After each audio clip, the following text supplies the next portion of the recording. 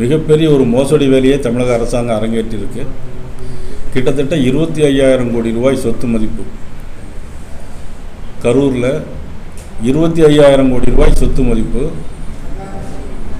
3085 acre அறநிலைத்துறை நிலத்துக்கு சொந்தமான கரூரிலே புகழிமாலை பாலசுப்ரமணிய சுவாமி, கரூர் கல்யாண பதுமை திருக்கோவில் உட்பட 4 கோவில்களுடைய 3085 ஏக்கர் நிலம் கிட்டத்தட்ட சுமார் 25,000 கோடி ரூபாய்க்கு 9ஆம் தேதி காலையிலேயே கரூர் மாவட்ட கலெக்டர் அலுவலகத்திலிருந்து பரிந்துரைக்கப்பட்டு, இணை ஆணையரும் பரிந்துரைக்கப்பட்டு, உடனடியாகவே அன்றைக்கே இப்போல்லாம் பட்டா போட்டிருக்கணுமா, பட்டா வாங்கணும்னாக்கி 1 மாதம் அலைய வேண்டியிருக்கு. ஆனால் அவசரமாக இந்த 3085 ஏக்கரையும் பட்டா நிலத்தை, கோயிலுக்கு சொந்தமான நிலத்தை இன்றைக்கி பட்டா போட்டு கொடுத்துருக்கான்ற செய்தி வந்திருக்கிறது. இது தமிழக அரசு திரு ஜோசப் விஜய் அவர்கள் இந்து கோயிலுடைய இடங்களெல்லாம் அழிக்க வேண்டும் என்பதற்காக இதை செய்திருக்கிறாரா? அதுக்கு உறுதுணையாக அறநிலைத்துறை அமைச்சர் ரமேஷும் இருக்கிறாரா? எதற்காக இந்த அவசரம்?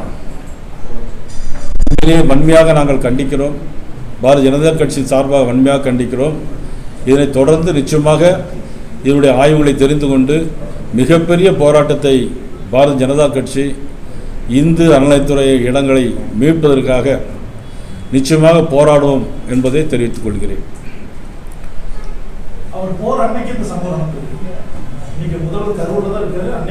இல்லை, அதுக்கு திட்டமிட்டு தானே அவங்க முதலமைச்சர் அதை திட்டமிட்டு ஏற்பாடு செய்து தானே அதை செய்திருக்கிறார். அது மட்டுமில்லை, கரூர் சம்பவத்தில் அவர் உரையாற்றுகின்ற போது நடந்த 41 பேர் இறந்ததற்கு வேலை ஆணையம் வழங்கியிருக்கார். நான் கூட அதுக்கு முதல்ல உண்மையிலே வரவேற்பு நான் சொன்னேன். ஆனால் அதற்கு முன்னால் முதலமைச்சர் ஒரு முதலமைச்சராக இருந்து என்ன பண்ணியிருக்க வேண்டும் என்று சொன்னால், இதற்கு முன்னால் சாலை விபத்தில் மரணமடைந்தவர்கள் நிறைய பேர் இருக்கிறார்கள். அதே போல் மின்சாரத்துறையில் லீகல் கேர்ஸ் அவங்களுடைய வாரிசு அடிப்படையில் நிறைய பேருக்கு இன்னும் வேலை பாதுகாப்பு கொடுக்க வேண்டியிருக்கிறது. போக்குவரத்து துறையில் இன்னும் நிறைய பேருக்கு வேலை கொடுக்க வேண்டியிருக்கிறது. வருவாய்த்துறை, கூட்டுறவுத்துறையில் அதில் பணியாற்றும் போது உயிரிழந்தவருடைய வாரிசுகளுக்கு இன்னும் ஆயிரக்கணக்கான பேர்களுக்கு வேலை கொடுக்க வேண்டிய ஒரு நிர்பந்தம் இருக்கிறது. குரூப் 1 எடுத்துக்கிட்டாலும் சரி, அல்லது மற்ற தமிழக தேர்வு பரீட்சைகளை டெட் எடுத்துக்கிட்டாலும் சரி, இதில் படித்து கஷ்டப்பட்டு குடும்பத்தோடு படித்து கஷ்டப்பட்டு பாஸ் பண்ணி அதில் உள்ளவர்களுக்கு வேலைவாய்ப்பு முன்னுரிமை கொடுக்காமல் இப்பொழுது கொடுத்ததை பற்றி நான் தவறாக சொல்லவில்லை. ஆனால் இது கொடுக்கறதுக்கு முன்னாலே சீனியாரிட்டி பிரகாரம் அவர்களுக்கு கொடுத்திருந்தால் நன்றாக இருக்கும். இது ஏதோ இவர் கூட்டத்துக்கு வந்தவர்களுக்கு இறந்ததை வைத்து கொடுத்தால் இது ஒரு சுயநலம் இருக்கிறது. அதை தாட்டில் சுயநலம் இப்பொழுது 25,000 கோடி சொத்தை, 3085 ஏக்கர் நிலம், புகழிமாலை பாலசுப்ரமணிய சுவாமி கோயில், கரூர் கல்யாணி பசுபதீஸ்வரர் கோயில், இது காலங்காலமாக இந்துக்களுடைய சொத்து. இதை எடுத்து ஒரு தனியாருக்கு கொடுப்பதற்கு எப்படி அவருக்கு தகுதி இருக்கிறது?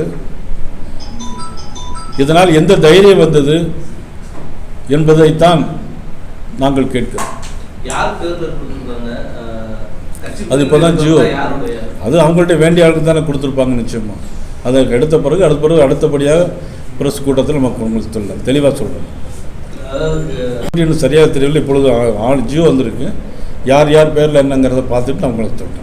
அதே போல் திமுக அதிமுக ஆட்சியில் பல்வேறு ஊழல்கள் இருந்தது. நாங்கள் பணம் கொடுக்கறது மட்டும் ஒரு லஞ்சமாக சொல்ல முடியாது. தனக்கு வேண்டியவருக்கு உதவி செய்தாலே அது லஞ்சம் தான். அதனுடைய அடிப்படையில் முதலமைச்சர் ஜோசப் விஜய் இவருடைய கூட்டத்திற்கு வந்தவர்களுக்கு மட்டும், இறந்தவர்களுக்கு மட்டும் அந்த வேலையானை வாங்கியிருப்பதும் ஒரு வகையில் லஞ்சம் தான். கொடுத்தது தவறு என்று சொல்லவில்லை, முன்னுரிமை அடிப்படையில் கொடுக்க வேண்டும். அதுதான் எங்களுடைய கோரிக்கை. அது மட்டும் இல்லை, இப்போ 3085 ஏக்கரை கொடுத்துருப்ப என்ன அடிப்படையில் ஒரே நாளில் கொடுக்க வேண்டிய அவசியம் என்ன? அதுதான், அதுவும் ஒரு வகையில் லஞ்சம் தான். ஆக லஞ்சம் இப்படியெல்லாம் ஆரம்பித்து கொண்டே தான் இருக்கிறது. வேற உங்களுடைய கேள்வி?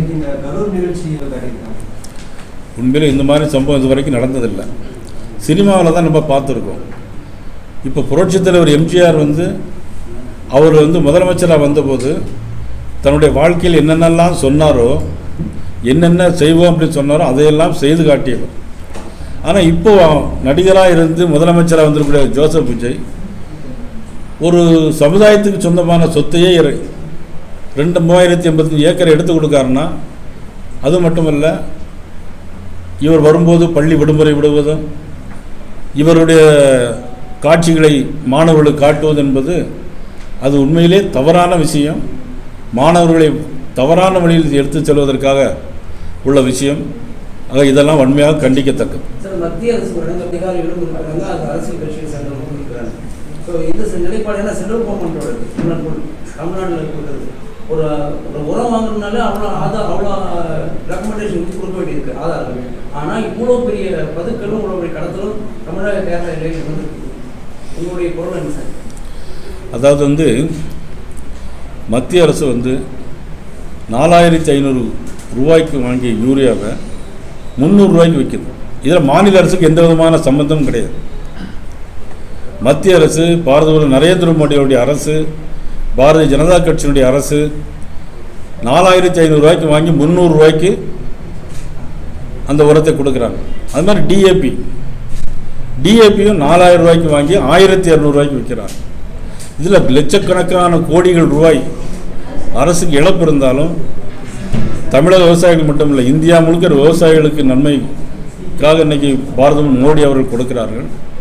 அதை சில பேர்கள் கர்நாடக மாநிலத்திலிருந்து அது வந்திருக்கதாக சொல்கிறார்கள். கர்நாடக மாநிலத்து எல்லையில் இருந்து அதை லிக்விடாக மாற்றி கேரளாவுக்கு அனுப்புவதாக செய்தி வந்திருக்கிறது. முழுவதும் அது என்ன என்பதை பார்த்துவிட்டு என்னுடைய பதிலை சொல்லுங்கள். இல்லை, தவறு எங்கே நடந்தாலும் பேச வேண்டியதானே, அது இன்னும் உறுதியாகப்படும். ஒரு தவறு என்பது சொல்லப்பட்டிருக்கிறது, பத்திரிகையில் பார்த்தேன். அதனுடைய இறுதி அறிக்கை வந்த பிறகு நான் கண்டிப்பாக அதை பற்றி நான் கண்டிப்பாக பேசுகிறேன். சார், இவங்க அதிமுக திமுக உறவு இடைத்தேர்தல் தெரிஞ்சிருக்கும் விஜய் சொல்றாரு. அவங்க 2 பேரும் ஒன்றுக்குள்ள ஒன்றாக இருக்காங்க. இல்லை, அதை பற்றி எனக்கு நான் ஒன்றும் கருத்து சொல்ல முடியாது. காங்கிரஸ் வந்து விமர்சிக்கிறாங்க, வைகோ விமர்சிக்கிறாரு.